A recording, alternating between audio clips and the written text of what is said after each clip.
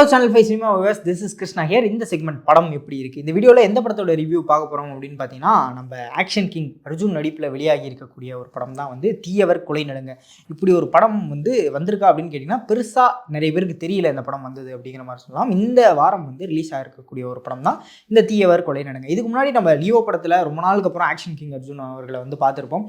அதில் ஃபைட் சீக்வன்ஸ்லாம் இருக்கும், இருந்தாலும் அந்தளவுக்கு நம்ம முன்னாடி பார்த்த அளவுக்கான வெயிட் சீக்வன்ஸ் இல்லையே அப்படிங்கிற மாதிரி எதிர்பார்த்துருக்கலாம். அதுக்கு அடுத்து அகத்தியா அப்படிங்கிற ஒரு படமும் வந்துச்சு நம்ம ஜீவா நடிப்பில். அந்த படத்துலையும் ஓகே நிறையா ஒரு மாதிரி ஸ்டண்ட் காட்சிகள்லாம் வந்து இருக்கும் அப்படிங்கிற மாதிரி எதிர்பார்த்தா, அந்த படத்துலையும் ஒரு சின்ன ஏமாற்றம் தான் வந்து அப்படிங்கிற மாதிரி சொல்லலாம். ஆனால் இந்த தீயவர் கொலை நடுங்க இந்த படத்தை பொறுத்த வரைக்கும் அவர் ஏன் ஆக்ஷன் கிங் அப்படிங்கிற வந்து டைட்டிலுக்கு பொருத்தமானவர் அப்படிங்கிறத வந்து காட்டுற விதமாக ஃபுல் அண்ட் ஃபுல் ஸ்டண்ட் காட்சிகள், ஃபைட் சீக்வன்ஸ் எல்லாமே வந்து சூப்பராக கொடுத்துருக்காங்க அப்படிங்கிற மாதிரி நினைக்கலாம். அது இந்த படத்துக்கு ரொம்ப முக்கியமான ஒரு பாசிட்டிவ் பாயிண்ட்டாக வந்து நான் பார்க்குறேன். உண்மையிலே சூப்பராக இருந்துச்சு. ரொம்ப நாளுக்கு அப்புறம், ரொம்ப வருஷங்களுக்கு அப்புறம் அவர் சண்டை போடுறது வந்து ஸ்க்ரீனில் பார்க்குறதுக்கு பயங்கர சூப்பராக இருந்துச்சு அப்படிங்கிறத சொல்லிக்கிறேன். அதுக்கடுத்து இவர் தான் ஹீரோவா அப்படின்னு பார்த்தீங்கன்னா, அவரும் ஒரு ஹீரோ அப்படிங்கிற மாதிரி வச்சுக்கலாம். ஐஸ்வர்யா ராஜேஷ் அவங்க வந்து ஒரு முக்கியமான ஃபீமேல் லீட் கேரக்டர் வந்து இந்த படத்தில் பண்ணியிருக்காங்க. இப்போது அவங்களுடைய கேரக்டரும் அர்ஜுன் சார் அவங்களுடைய கேரக்டரும், இந்த 2 கேரக்டர் தான் இந்த கதையை ட்ரைவ் பண்ணி கொண்டு போகுது அப்படிங்கிற மாதிரி சொல்லலாம். படத்தோட கண்டென்ட், அதாவது என்ன ஜானர் அப்படிங்கிறது பார்த்தீங்க அப்படின்னா, ஒரு கிரைம் த்ரில்லர் அப்படிங்கிற மாதிரி நம்ம ட்ரைலர் பார்க்கும்போதே வந்து தெரிஞ்சிடும். ஓகே, இவர் வந்து ஒரு போலீஸ் ஆஃபீஸர், இவருக்கு ஒரு ஆக்சிடென்ட் நடக்குது, அது ஆக்சிடெண்ட்டாக கொலையா அப்படிங்கிற இன்வெஸ்டிகேஷனில் ஒவ்வொரு பாத்தா வந்து ஓப்பன் ஆகுது, ஒவ்வொரு டோருக்குள்ளே போய் இது எங்கே கனெக்ட் ஆக போகுது, எவ்வளோ பெரிய க்ரைமில் வந்து இந்த ஒரு ஆக்சிடென்ட் கனெக்ட் ஆக போகுது, இல்லை இந்த ஒரு மர்டர் கனெக்ட் ஆக போகுது அப்படிங்கிறத தேடி கண்டுபிடிக்கிறதா இந்த படத்துடைய கதை.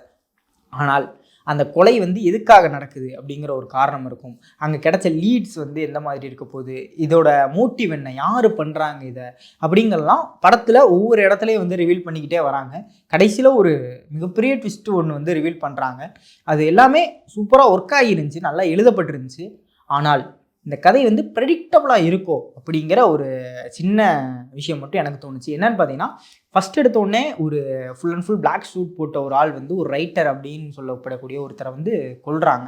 அந்த பிளாக் சூட் போட்ட ஒரு ஆளை பார்க்கும்போதே நமக்கு ஒரு சில கெஸ்ஸஸ்லாம் வருது. இவங்களா இருக்குமோ, இந்த கேரக்டராக இருக்குமோ அப்படிங்கிற மாதிரி. நம்ம மோஸ்ட்லி நீங்கள் நினைக்கிற கெஸ் தான் அதுக்கப்புறம் ரிவீல் ஆகும்போது இது யோசிச்சது தானே அப்படின்னு இருக்கும்போது அந்த சுவாரஸ்யத்தை வந்து இது கொஞ்சம் குறைக்குது அப்படிங்கிற மாதிரி வந்து நான் நினைக்கிறேன். இன்னும் கொஞ்சம் ட்ரிக்ஸாக ஏமாற்றிருந்தாங்க அப்படின்னு தெரிஞ்சுச்சு அப்படின்னா, இன்னும் இந்த சஸ்பென்ஸ் எல்லாம் ரிவீல் ஆகும்போது ரொம்ப சூப்பரான ஒரு சர்ப்ரைஸ் எலமெண்ட்டாக ஒர்க் ஆகிருக்கும் அப்படிங்கிற ஒரு விஷயம் தான் எனக்கு வந்து குறையப்பட்டுச்சு. மற்றபடி அவங்க எழுதின விதம் வந்து ரொம்ப சூப்பர். இன்னொரு விஷயமும் வந்து நான் கேள்விப்பட்டேன், இது பேஸ்ட் ஆன் ட்ரூ ஸ்டோரி அப்படிங்கிற ஒரு விஷயம் வந்து சொல்லியிருக்காங்க. இது எனக்கு கேட்கும்போது கொஞ்சம் வருத்தமாக வந்து இருந்துச்சு. அது ஏன் வருத்தமாக இருந்துச்சு அப்படிங்கிறத நான் அடுத்து சொல்கிறேன். இதுக்கு முன்னாடி பார்த்தீங்க அப்படின்னா, இந்த படம் வந்து ஒரு 6 years லேட், ஆக்சுவலாக முன்னாடி ரிலீஸ் ஆகியிருக்க வேண்டிய படம் அப்படிங்கிற மாதிரியான ஒரு விஷயம் வந்து நான் கேள்விப்பட்டேன். இது எந்த அளவுக்கு உண்மை அப்படிங்கிறது தெரியல. சப்போஸ் அது உண்மையாக இருக்கும் பட்சத்தில் இந்த கதை வந்து ரொம்ப சூப்பரான கதை தான். இதை வந்து இந்த மாதிரியான ஒரு ஸ்க்ரீன் பிளே எழுதுனது கரெக்டு தான் அப்படிங்கிற மாதிரி நினைக்கிறேன். ஏன்னா இந்த 6 years கேப்பில் நம்ம ஆடியன்ஸோட மைண்ட் செட்டும் சரி, இப்போ நார்மலாக ஜென்ரல் ஆடியன்ஸோட மைண்ட் செட்டுமே சரி, நிறைய படங்கள் பார்த்துருக்காங்க, நிறைய டிஃப்ரெண்ட் ஜானர்ஸ் வந்து எக்ஸ்ப்ளோர் பண்ணியிருக்காங்க. அப்படிங்கும்போது இது கண்டிப்பாக உங்களுக்கு ப்ரெடிக்டபுளாக இருக்கிறதுக்கான வாய்ப்புகள் நிறைய இருக்குது. சப்போஸ் அந்த ஆடியன்ஸுக்கு, அப்போ இருக்கக்கூடிய ஆடியன்ஸுக்கு ஏற்ற மாதிரியான ஒரு ரைட்டிங் இருக்கிறனால தான் இது வந்து இந்த ஒரு விஷயம் வந்து எனக்கு தோணுச்சோ அப்படிங்கிற மாதிரி நான் சொல்கிறேன். தினேஷ் லக்ஷ்மணன் அப்படிங்கிற ஒரு டேரக்டர் தான் வந்து இந்த படத்தை டைரக்ட் பண்ணியிருக்காரு. இப்போது கேரக்டர்ஸ் அப்படின்னு பேசணும்னா, நம்ம அர்ஜுன் சாரோடைய கேரக்டர், அதுக்கப்புறம் ஐஸ்வர்யா மேமோட கேரக்டர், இவங்க 2 கேரக்டருமே ரொம்ப ஈக்குவலாக, இதில் யாராவது ஒருத்தரை தூக்கி ஒருத்தரை இறக்கி எழுதணும்னாலோ இது வந்து மிஸ் ஆகிரும். இது இல்லாமல் காவேரி அப்படிங்கிற ஒரு பாப்பாவோட கேரக்டர் வந்து இந்த படத்தில் வருது. அந்த பாப்பாவோட கேரக்டராக இருக்கட்டும், எல்லா கேரக்டருமே உங்களுக்கு கொஞ்சம் சீன் மட்டும் காமிச்சாலும் கூட மனசில் அந்த கேரக்டர் பண்ணுற இம்பேக்ட்டுங்கிறது வந்து ரொம்ப நல்லாவே கன்வே ஆகுது அப்படிங்கிற மாதிரி சொல்லலாம். கிட்டத்தட்ட படத்துடைய பட்ஜெட்டும் கொஞ்சம் கம்மி தான் அப்படிங்கிற மாதிரி சொன்னாங்க. ஆனால் எந்த இடத்துலையும் உங்களுக்கு இது கொஞ்சம் குவாலிட்டி கம்மியாக இருக்கும், இந்த பட்ஜெட் கம்மியான மாதிரி தெரியுது அப்படிங்கிற மாதிரி ஃபீலே வராது. அவங்க காட்டின விஷுவல்ஸ் எல்லாமே இல்லை இது வந்து ஒரு நல்ல பட்ஜெட்டுக்கான ஒரு நல்ல பெரிய படம் தான் அப்படிங்கிற மாதிரியான அவ்வளோ குவாலிட்டியான விஷுவல்ஸ் வந்து அங்கே இருந்துச்சு அப்படிங்கிற மாதிரி சொல்லலாம். எனக்கு இந்த விஷுவல்ஸ்லாம் பார்க்கும்போது தான் இவ்வளோ சூப்பராக இந்த விஷுவல்ஸ் இருந்தனால தானோ என்னவோ மியூசிக் வந்து ஒரு சின்ன மைனஸாக வந்து பட்டுச்சு. ஏன்னா ஒரு 3 பாட்டு வருது, அது எல்லாம் பேக்ரவுண்ட் ஸ்கோர்ஸ் எல்லாமே வருது.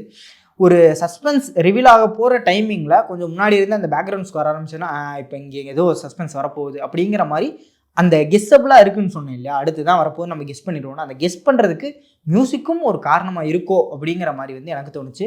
அதை கொஞ்சம் கரெக்ட் பண்ணியிருந்தாங்க அப்படின்னா அந்த நம்ம கெஸ் பண்ணி அந்த ரிவீல் இல்லாமல் இருக்கும்போது நான் முன்னாடி சொன்ன மாதிரி சர்ப்ரைஸ் எலமெண்ட் இன்னும் சூப்பராக ஒர்க் ஆகிருக்கும். இந்த படம் வந்து பயங்கரமாக போயிருக்கும். அதை தாண்டி நான் இது பேஸ்ட் ஆன் ட்ரூ இன்சிடென்ட் அப்படின்னு சொன்னது ஏன் வருத்தமாக இருந்துச்சு அப்படின்னு சொன்னேன் அப்படின்னா, இது ஒரு குழந்தைக்கு நடந்த ஒரு அபியூசிவை பற்றின ஒரு பேக்ட்ராப் இருக்கக்கூடிய ஒரு கதை தான் வந்து இந்த தீயவர் கொலை நடுங்க. நீங்கள் ட்ரெய்லர் பார்க்கும்போது ஒரு சின்ன சின்ன ஹிண்ட் மட்டும் உங்களுக்கு இருக்கும். ஸோ இது பெரிய ஸ்பாய்லராக இருக்காது அப்படிங்கிற மாதிரி சொல்கிறேன். அப்போது இருக்கக்கூடிய அந்த ஒரு நிலைமை நீங்கள் சொன்ன மாதிரி நான் முன்னாடியே சொன்ன மாதிரி அந்த ஒரு 6 இயர்ஸ்க்கு முன்னாடி இருக்கக்கூடிய நிலைமை, இந்த மாதிரியான கேசஸ் எல்லாமே வந்து நம்ம நிறையா பார்க்க முடிஞ்சு. இப்போ வரைக்குமே ஒரு கேர்ள்ஸ் இருக்காங்க, அவங்க யாராவது அபியூஸ் பண்ணப்பட்டாங்க அப்படின்னா அவங்க போட்டிருக்க ட்ரெஸ் இவங்க இந்த ட்ரெஸ் தான் அப்படிங்கிற மாதிரியான அந்த ஒரு பார்வை விக்டிம் பிளேமிங் தான் இப்போ வரைக்கும் இருந்துகிட்டு இருக்கே தவிர, இந்த காலம் இது அந்த காலத்தில் தான் வந்திருக்க வேண்டிய படம் அப்படிங்கிறது இல்லாமல் எல்லா காலத்துக்குமான படமாக வந்து இந்த படம் இருக்குது. அவங்க சொல்ல வந்த கருத்துங்கிறது சூப்பராக இருக்குது. அதை கொண்டு வந்து சேர்த்த விதமும் வந்து ரொம்ப சூப்பராக இருந்துச்சு. இன்னும் கொஞ்சம் ஒர்க் பண்ணியிருந்தாங்க ரைட்டிங்கில் அப்படின்னா இன்னும் சூப்பரான படமாக வந்து இந்த படம் ஆகியிருக்கும் அப்படிங்கிற ஒரு விஷயம் தான். மற்றபடி கேரக்டர்ஸாக இருக்கட்டும், அவங்க காமிச்ச விஷுவல்ஸாக இருக்கட்டும், இல்லை அவங்க சொன்ன ஸ்க்ரீன் பிளே, நான் முக்கியமாக அதை பேசணும்னு நினச்சேன். ஏன்னா ஒரு புக்கோட பாயிண்ட் ஆஃப் வியூ, ஒரு ரைட்டர் அவருடைய மர்டர் கேஸ்லேருந்து தான் இந்த கதையே வந்து தொடங்குது. ஒரு நான் லீனியரான கதை தான் அப்படிங்கிற மாதிரி வச்சுக்கோங்களேன். அடுத்தடுத்து இந்தந்த இடத்துக்கு தான் போகிறாங்க அப்படின்னாலும் இது எங்கே போய் கனெக்ட் பண்ண போகிறாங்க அப்படிங்கிற ஒரு கேள்வி வந்து நமக்கு எழுந்துக்கிட்டே இருக்குது. ஆனால் ஒரு சில ஆப்ஜெக்ட்ஸ் வந்து ஒரு கேலண்டரை வந்து அகைன் நான் ஒரு ஷார்ட்டில் ஃபோக்கஸ் பண்ணி காட்டிக்கிட்டு இருந்தாங்க. அதுக்கப்புறம் ஒரு பைனாக்குலரை ஒரு 2-3 ஷார்ட்டில் காட்டின விதமாக இருக்கட்டும், இது எல்லாத்தையும் இதை வச்சு நான் ஏதோ பண்ண போகிறேன் அப்படிங்கிற மாதிரி சொல்கிறாரோ டேரக்டர் அப்படிங்கிற மாதிரி வந்து இருந்துச்சு. கொஞ்சம் ஸ்பூன் ஃபீடிங் பண்ண மாதிரியான ஒரு சில ஷாட்டுகள்லாம் இருந்துச்சு. அதை கொஞ்சம் தவிர்த்து நான் முன்னாடி சொன்ன மாதிரி இது அந்த வருஷம் 6 வருஷத்துக்கு முன்னாடி வரக்கூடிய படமாக இருந்தால் அப்போ இருக்க ஆடியன்ஸ்க்கு எழுதியிருக்காங்க அப்படிங்கிற மாதிரி இருந்தால் ஓகே. ஆனால் இப்போ இருக்கக்கூடிய ஆடியன்ஸ் வந்து பயங்கரமாக இவால்வ் ஆகிட்டாங்க இந்த மூவி நாலேஜில் அப்படிங்கும்போது இது கொஞ்சம் ஸ்பூன் ஃபீட் பண்ணப்பட்ட மாதிரியான ஒரு விஷயமா எனக்கு பர்சனலாக தோணுச்சு. ஆனால் ஜென்ரல் ஆடியன்ஸுக்கு நான் ஒரு நல்ல கதை பார்க்கணும், ஒரு நல்ல மெசேஜ் இருக்கக்கூடிய ஒரு படம் பார்க்கணும், இந்த சமூகத்துக்கு தேவையான ஒரு மெசேஜ் இருக்கணும், அதே நேரத்தில் கமர்ஷியல் எலமெண்ட்ஸும் சேர்ந்து இருக்கணும் அப்படின்னு பார்த்தீங்கன்னா இந்த படம் ஒரு பர்ஃபெக்டான படம் அப்படிங்கிற மாதிரி வந்து நான் சொல்லுவேன். குழந்தைகள் பேரண்ட்ஸோடு போய் பார்க்க வேண்டிய ஒரு படம். ஏன்னா அவங்களுக்கும் இந்த குட் டச் பேட் டச் இந்த மாதிரியான விஷயங்கள் எல்லாமே தெரிஞ்சிருக்கணும் அப்படின்னு சொல்லிட்டு நான் நினைக்கிறேன். ஸோ மறக்காமல் இந்த படத்தை போய் தேட்டரில் செக் பண்ணி பாருங்கள். பார்த்துட்டு உங்களுடைய தாட்ஸ் அண்ட் வியூஸ் என்ன அப்படிங்கிறத கீழே கமெண்ட் பண்ணிட்டு போங்க. நான் குறிப்பாக அர்ஜுன் சாருக்காக எனக்கு இந்த படம் வந்து கொஞ்சம் ஹைப் வந்து எதிர்பார்த்தேன், இப்படி இருக்கும்னு.